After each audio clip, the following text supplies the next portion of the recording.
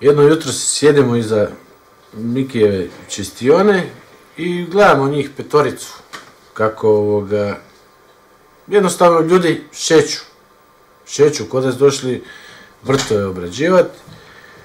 Onda smo već bili lagano oguglali i smijemo se baš ko vukovi. I sad u strani vrtova sam bio ja, bio si ti, lijevo od nas je bio pokojni Armstrong. Grof. Pokojni Grof je imao crvene čarape, lovačko odjelo.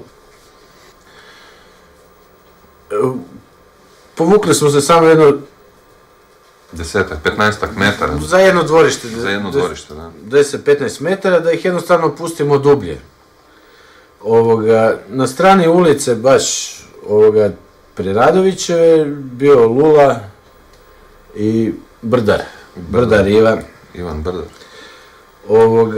I sad, oni su snimili nas i počeli pucamo mi po njima, njih 4 se sklonilo u kuću do Mikijeve čistione i iz kuće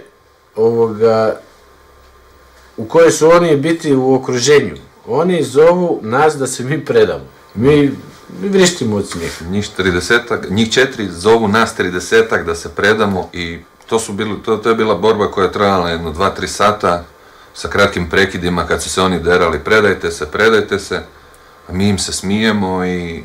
Jedan je ostao u vrtovima i stvarno ne znam da li je čovjek bio pijan, drogiran. S ove strane je bio zidić, bila je rupa u visini trbuha. Gdje se ja turio pušku van i pucamo, svi mi tu, još došlo naši dečki, pucamo po tom u vrtu i čovjeka pogodimo, ostaje tamo. Ali ova četvorica nisi bila ni svjesna gdje su ušla. Brdar je onda bacao kinder jaje isto, bio mali prozorčić od smočnice. To je ispalo kao da čovjek igra košarku. Sve smo ih riješili. Sve smo ih riješili, da.